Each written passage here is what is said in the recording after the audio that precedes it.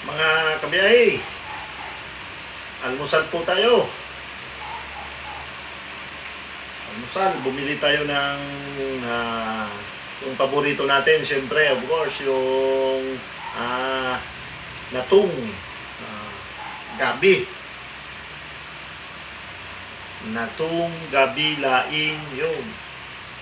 Almusal tayo, mga kabiyahe. Masarap ito. Kagabi, yung ating tinira ay balaw. Ngayon naman, maalmusal tayo, natong. Kain po.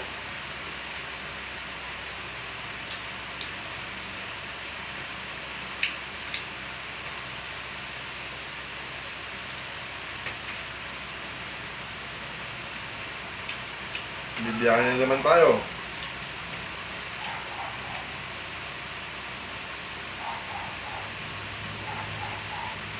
Mag-alas 6 na po, malapit na mag-alas 6.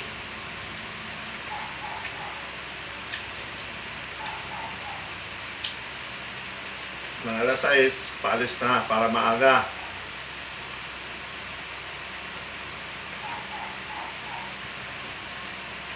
Titigil naman kami mga kabayan, mga alas 5 na, mga 4:45, ganyan.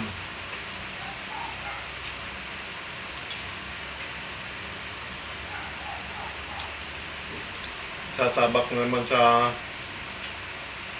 napakainit na panahon. Grabe.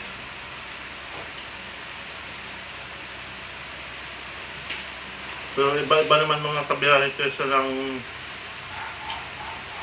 ng mga trabahong nasa construction.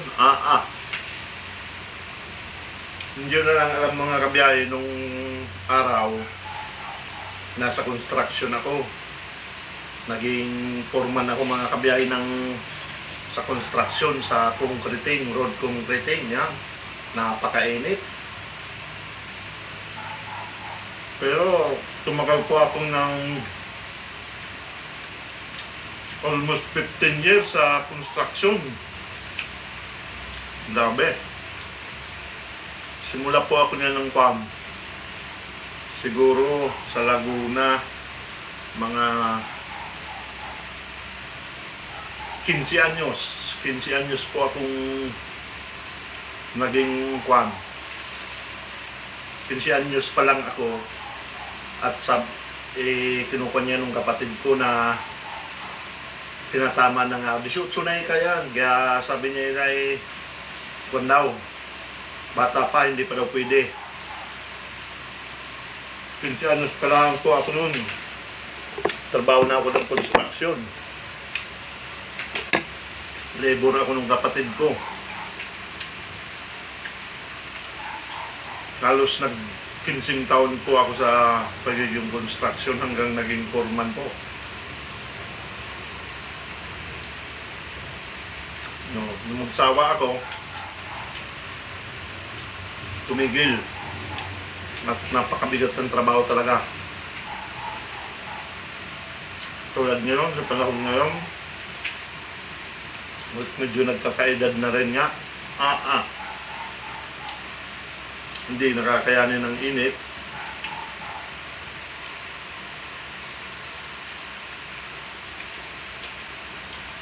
Grabe. Saan ko mga kabiyahe?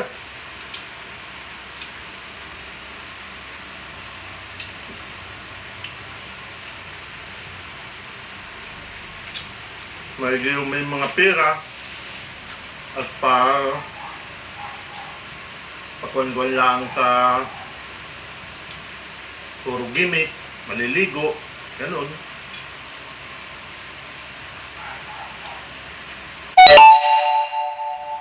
Tayong medyo kinakapos sa pera, kung maaari pa nga lang kahit linggo magtrabaho.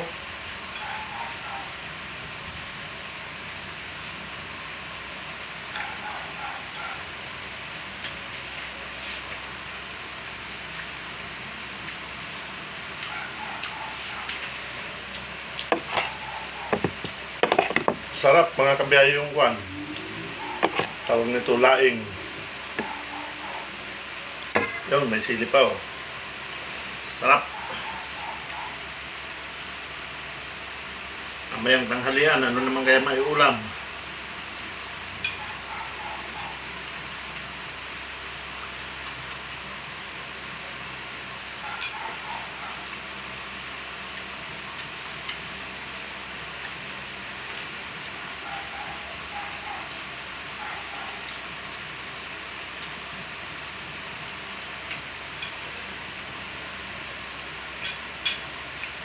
Yun. Ayos.